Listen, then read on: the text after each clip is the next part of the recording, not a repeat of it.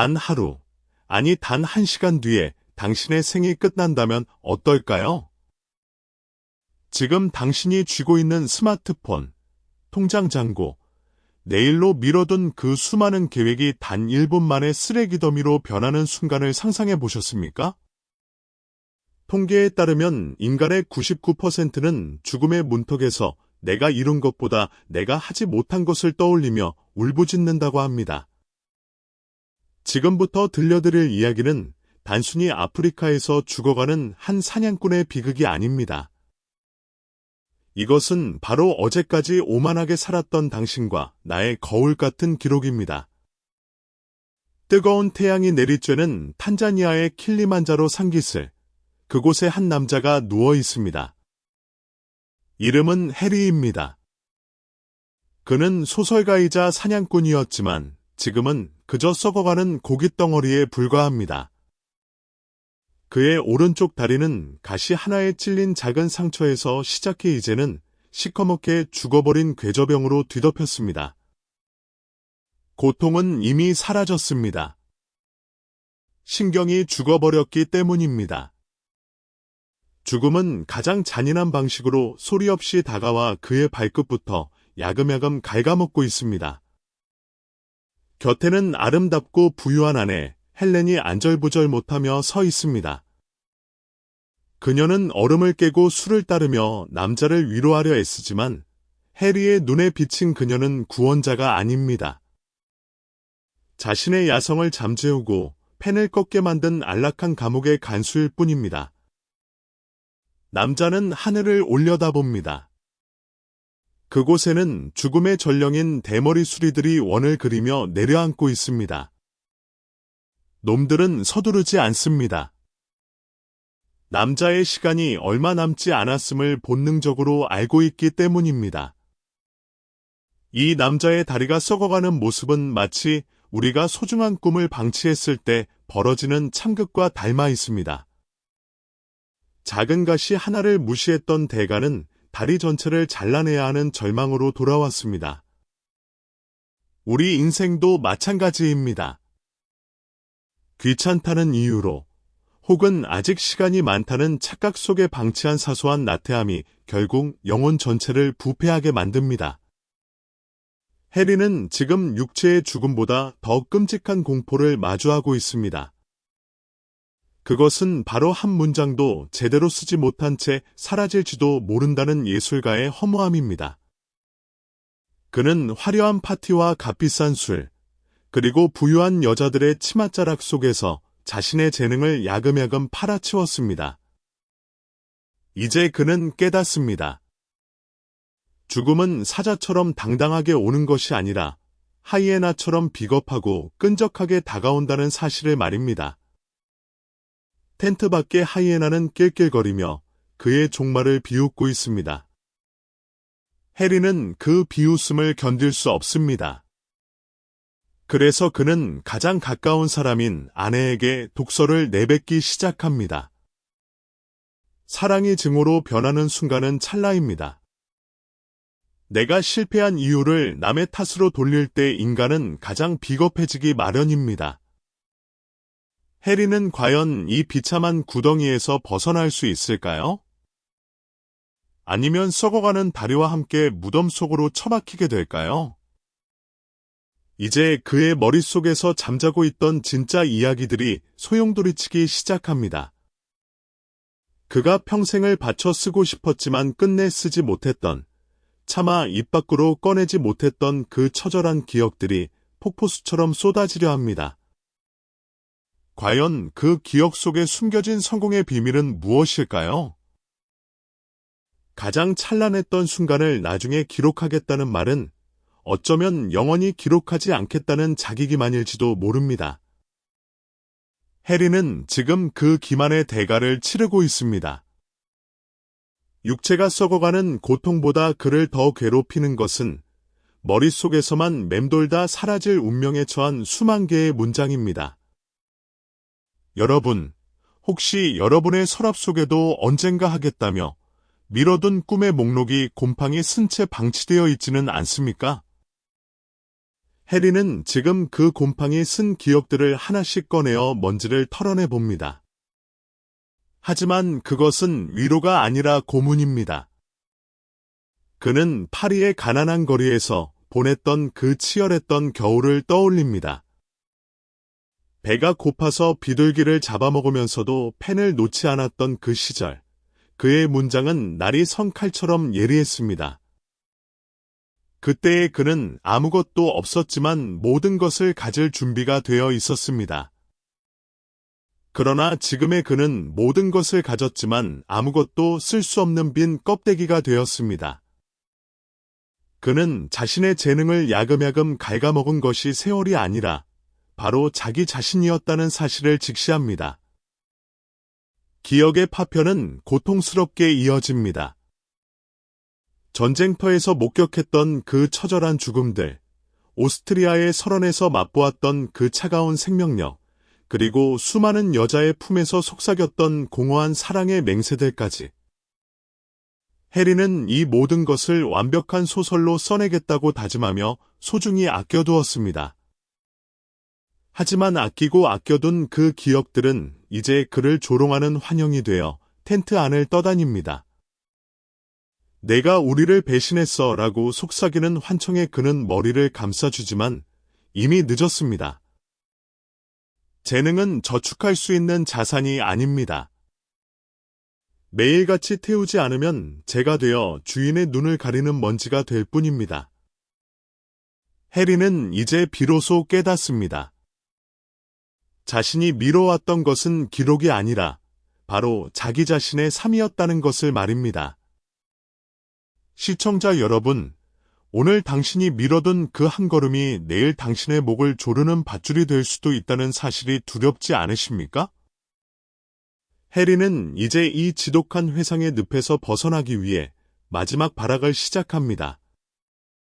그런데 바로 그때 그의 시야를 가로막는 것은 과거의 기억이 아니라 그를 파멸로 이끈 달콤하고 치명적인 현재의 모습이었습니다. 죽음이 코앞까지 들이닥친 순간 인간의 뇌는 생존을 위한 마지막 불꽃을 태웁니다. 해리의 육체는 아프리카의 뜨거운 텐트 안에 묶여 있지만 그의 정신은 이미 시공간을 넘어 수천 킬로미터 밖으로 질주하기 시작합니다. 이것은 단순한 치매나 헛것이 아닙니다. 평생을 작가로 살면서 나중에 쓰겠다라며 서랍 깊숙이 처박아 두었던 소중한 기억의 파편들이 이제야 주인에게 마지막 작별 인사를 건네러 온 것입니다. 여러분은 지금 당장 꺼내 쓸 수 있는 인생의 가장 빛나는 순간을 몇 개나 가지고 계십니까? 해리는 지금 그 보석 같은 기억들을 하나씩 꺼내보며 피눈물을 흘리고 있습니다. 첫 번째 기억은 하얀 눈으로 뒤덮인 오스트리아의 산맥입니다. 그곳에서 그는 스키를 타고 바람을 가르며 내려왔습니다. 가난했지만 공기는 맑았고 정신은 칼날처럼 날카로웠던 시절이었습니다. 크리스마스 저녁에 먹었던 딱딱한 빵과 싸구려, 와인의 맛이 혀끝에 맴돕니다. 그때의 그는 세상을 다 가진 것처럼 당당했습니다. 하지만 지금의 그는 썩어가는 다리를 끌어안고 고급 위스키를 들이켜는 패배자일 뿐입니다. 해리는 깨닫습니다. 인생에서 가장 맛있었던 음식은 가장 비싼 식당이 아니라 가장 치열하게 살았던 현장에 있었다는 사실을 말입니다. 그는 이 기억들을 글로 옮기지 않은 자신을 저주합니다. 재능이라는 것은 쓰지 않으면 녹슬고 결국에는 주인의 심장을 찌르는 흉기가 된다는 것을 그는 죽기 직전에야 처절하게 배우고 있습니다. 기억의 필름은 멈추지 않고 돌아갑니다. 이번에는 참혹한 전쟁터입니다. 포탄이 터지고 전우들의 비명이 난무하던 그 생지옥 속에서 해리는 삶의 본질을 목격했습니다. 죽음과 맞닿아 있을 때 인간은 비로소 가장 순수해진다는 역설을 말입니다. 그는 그때 본 것들을 언젠가 위대한 소설로 쓰겠다고 다짐했습니다. 하지만 전쟁이 끝나고 평화가 찾아오자 그는 안락함이라는 달콤한 덫에 발을 들였습니다. 돈 많은 여자들의 칭찬에 취해 펜을 놓았고 사냥과 파티라는 화려한 껍데기 속에 자신을 숨겼습니다. 그는 마치 복권 당첨금을 하루아침에 탕진하는 벼락부자처럼 자신의 영혼을 낭비했습니다. 이제 그가 가진 것은 아무것도 없습니다. 머릿속에 저장된 그 수많은 문장은 종이 위로 옮겨지지 못했기에 그저 소음으로 변해 사라질 운명입니다. 시청자 여러분, 당신이 오늘 미룬 그 일이 내일 당신을 죽이는 독이 될 수도 있다는 사실을 알고 계십니까? 해리는 지금 그 도끼에 중독되어 숨을 헐떡이고 있습니다. 그가 아껴두었던 기억들은 이제 영원히 세상 밖으로 나오지 못할 비밀이 되어버렸습니다. 그런데 바로 그때 해리의 흐릿해진 시야 너머로 아주 기이한 움직임이 포착됩니다. 단순히 과거를 회상하는 것에 그치지 않고 그의 영혼을 통째로 뒤흔들 거대한 유혹이 다가오고 있습니다. 과연 그를 파멸로 이끈 진짜 주범은 누구일까요? 성공이라는 이름의 달콤한 늪에 빠져본 적이 있습니까? 우리는 모두 더 나은 삶, 더 편안한 환경을 꿈꾸며 달립니다. 하지만 역설적이게도 그 안락함이 당신의 영혼을 갉아먹는 가장 무서운 기생충이 될 수 있다는 사실을 해리는 죽음의 문턱에서야 깨닫습니다. 그는 지금 자신의 다리를 썩게 만든 진짜 원인이 가시 덩굴이 아니라 바로 곁에 있는 부유한 아내와 그녀가 가져다준 안락한 생활이었다는 사실을 직시합니다. 100%의 순도를 가진 예술가의 혼은 결핍 속에서 단련되지만 풍요 속에서는 속절없이 녹아내리기 마련입니다. 해리는 자신의 재능을 예리하게 갈고 닦는 대신 비단 친구와 최고급 요리 그리고 사교계의 공허한 찬사에 몸을 맡겼습니다. 그는 마치 야성을 잃고 사육사가 주는 고기에 길들여진 서커스단의 사자처럼 변해버린 것입니다. 여러분의 삶은 어떻습니까? 지금 누리고 있는 적당한 월급과 안정적인 일상이 혹시 당신이 품었던 거대한 꿈을 안락사시키고 있지는 않습니까? 해리는 이제 헬렌을 바라보며 연민과 증오가 뒤섞인 복잡한 감정을 느낍니다. 그녀는 악인이 아닙니다. 오히려 남자를 진심으로 사랑했고 그에게 최고의 환경을 제공하려 애썼습니다. 하지만 그 과도한 배려가 결과적으로 한 작가의 펜을 꺾어버리는 치명적인 독약이 되었습니다. 비극은 멀리 있지 않습니다. 가장 가까운 사람의 선의가 나의 본질을 파괴할 때 인간은 어디에도 하소연할 수 없는 고독에 직면합니다. 해리는 과거 가난했던 파리 시절을 떠올립니다. 배가 고파서 낚시를 하고 헌책방을 전전하던 그때 그의 문장은 서리발처럼 날카로웠고 생명력으로 넘쳐났습니다. 하지만 돈이 생기고 이름이 알려지자 그는 더 이상 치열하게 고민하지 않았습니다. 나중에 쓰면 되지라는 비겁한 변명 뒤에 숨어 하루하루를 낭비했습니다. 이제 그는 썩어가는 자신의 육신을 보며 확신합니다. 육체의 궤전은 마음의 나태함이 밖으로 터져나온 결과물일 뿐이라는 사실을 말입니다. 안락함이라는 덫에 걸린 짐승은 스스로 제 다리를 끊어내고 도망쳐야 살 수 있지만 해리는 그 시기를 놓치고 말았습니다. 그는 이제 자신을 파멸시킨 이 호화로운 감옥의 창살을 흔들며 울부짖습니다. 하지만 텐트 밖은 이미 칠흑 같은 어둠이 깔렸고 오직 죽음의 냄새를 맡은 하이에나만이 기분 나쁜 소리로 응답할 뿐입니다. 그런데 바로 그 순간 해리의 절망을 비웃기라도 하듯 텐트 너머에서 소름 끼치는 존재감이 느껴지기 시작합니다. 그것은 단순히 짐승의 기운이 아닙니다. 그의 영혼을 마지막으로 시험하려는 거대한 심판자의 발소리입니다. 어둠이 깊어지면 소음은 공포가 되고 공포는 실체가 되어 눈앞에 나타납니다. 텐트 밖에서 들려오는 저 기괴한 웃음소리를 들어보십시오. 하이에나입니다. 놈들은 살아있는 생명의 냄새가 아니라 이미 썩어 들어가기 시작한 죽음의 냄새를 맡고 모여들었습니다. 해리는 지금 자신의 다리에서 풍기는 그 지독한 악취가 단순한 질병의 결과가 아니라는 것을 직감합니다. 그것은 평생을 나태함과 타협하며 쌓아온 영혼의 부패가 밖으로 터져나온 것입니다. 여러분, 인생에서 가장 무서운 적은 정면에서 달려드는 사자가 아닙니다. 내가 약해지기를 기다리며 야금야금 내 주변을 맴도는 하이에나 같은 비겁한 절망입니다. 해리는 이제 텐트 입구로 다가오는 검은 그림자를 응시합니다. 그것은 짐승의 형상을 하고 있지만 사실은 해리 자신의 삶이 만들어낸 마지막 심판자입니다. 죽음은 이제 더 이상 추상적인 단어가 아닙니다. 그것은 끈적거리고 무거운 몸집을 가진 실체가 되어 그의 가슴 위를 짓누르기 시작합니다. 숨이 막혀오는 고통 속에서 그는 자신의 오만했던 지난날을 복귀합니다. 시간은 충분하다고 믿었던 그 오만이 결국 자신을 이 좁은 텐트 안에서 짐승의 먹잇감으로 전락시켰다는 사실을 말입니다. 하이에나의 울음소리가 멈추는 순간 더 지독한 침묵이 찾아옵니다. 그 침묵 속에서 해리는 환청을 듣습니다. 자신이 쓰지 못한 소설 속 주인공들이 그를 비웃는 소리입니다. 너는 우리에게 생명을 주겠다고 약속했잖아. 그런데 왜 여기서 썩어가고 있는 거지? 나는 날카로운 문장들이 그의 심장을 후벼 팝니다.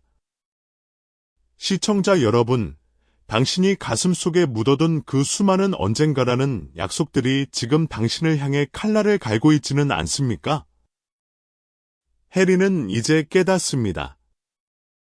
죽음보다 무서운 것은 잊히는 것이 아니라 아무것도 남기지 못한 채 사라지는 허무함이라는 것을 말입니다. 그는 소리를 지르려 하지만 목소리가 나오지 않습니다. 육체는 이미 하이에나의 먹이가 되기 전부터 영혼의 마비에 걸려 있었기 때문입니다. 죽음의 신은 이제 그의 목덜미에 차가운 순결을 내뿜습니다.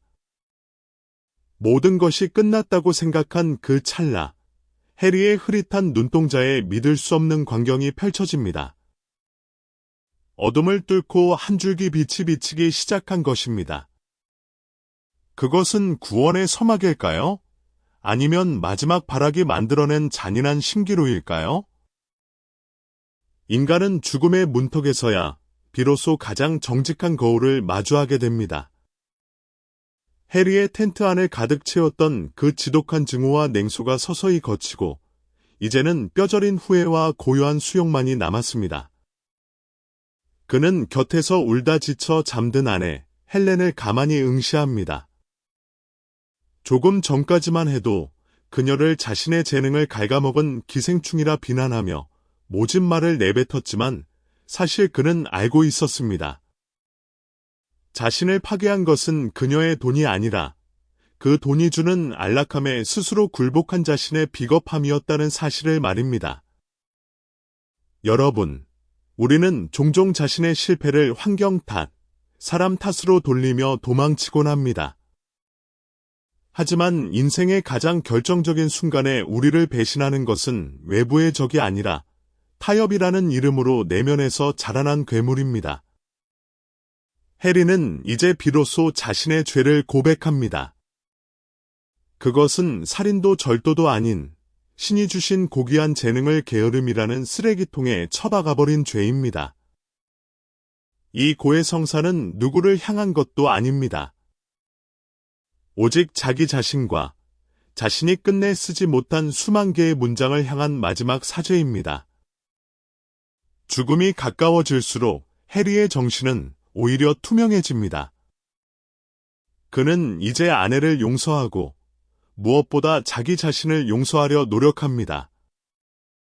그는 헬렌의 손을 잡고 싶지만 이미 감각이 사라진 손가락은 움직이지 않습니다. 하지만 마음속으로는 수천 번도 더 그녀에게 미안하다는 말을 전하고 있습니다. 당신은 나를 사랑했을 뿐인데 나는 내 무능을 당신의 친절 뒤에 숨겼어. 이 처절한 깨달음은 시청자 여러분에게도 묻습니다. 당신 곁에 있는 소중한 사람을 당신의 불행을 정당화하는 방패로 쓰고 있지는 않습니까? 해리는 이제 하이에나의 웃음소리도 대머리 수리의 날갯짓 소리도 두렵지 않습니다. 육체라는 낡은 옷을 벗어던질 준비가 된 것입니다. 그는 마지막 힘을 다해 눈을 감습니다. 그리고 그 어둠 속에서 평생을 갈망해왔던 찬란한 빛의 기둥을 발견합니다. 그것은 아프리카의 지평선을 넘어 저 멀리 킬리만자로의 정상에서 뿜어져 나오는 신비로운 광채였습니다. 그 빛은 해리에게 마지막 기회를 주려는 걸까요? 아니면 영원한 안식으로의 초대일까요? 아침을 깨우는 것은 하이에나의 비웃음이 아니라 눈이 시리도록 푸른 하늘을 가르는 경비행기의 엔진 소리였습니다. 해리는 믿을 수 없는 광경을 목격합니다. 그의 오랜 친구 콤프가 조종하는 비행기가 먼지를 일으키며 텐트 앞에 사뿐히 내려앉은 것입니다. 이것은 기적입니다. 구급차도 의사도 없는 이 황량한 벌판에서 죽어가던 한 작가에게 내려진 하늘의 동화줄 같은 구원입니다. 헬렌은 기쁨에 겨워 비명을 지르고 사람들은 서둘러 해리의 마른 몸을 들어 비행기 좌석에 옮깁니다. 여러분, 인생의 가장 밑바닥에서 포기하려 할 때 정말 이런 기적이 일어날 수 있다고 믿으십니까? 해리는 지금 그 기적의 주인공이 되어 지면을 박차고 하늘로 솟구쳐 오릅니다. 비행기가 고도를 높일수록 아래에 남겨진 고통스러운 기억들과 썩어가는 육체의 악취는 먼지처럼 작아집니다. 그는 비로소 자유를 느낍니다. 좁디좁은 텐트 안에서 하이에나와 싸우던 비참한 사냥꾼이 아니라 다시금 세상을 조망하는 위대한 관찰자의 시선으로 돌아온 것입니다. 비행기는 구름을 뚫고 끝없이 상승합니다. 그런데 이상한 일이 벌어집니다. 비행기의 기수가 병원이 있는 나이로비가 아니라 정반대 방향인 거대한 산줄기를 향하고 있습니다. 바로 아프리카의 지붕이라 불리는 킬리만자로입니다. 해리의 눈앞에는 이제껏 본 적 없는 장엄한 풍경이 펼쳐집니다. 온 세상을 다 덮어버릴 듯한 거대한 눈의 장막, 그리고 그 위를 비추는 찬란한 태양빛이 그의 시야를 가득 채웁니다. 그것은 단순한 눈더미가 아닙니다. 그것은 온갖 세속적인 욕망과 나태함, 그리고 추악한 후회들을 단번에 정화해버리는 신의 성소와도 같습니다. 해리는 직감합니다. 이것은 단순한 구조 비행이 아닙니다. 자신의 영혼이 평생을 갈망해왔던 진정한 정상을 향한 마지막 비행이라는 사실을 말입니다.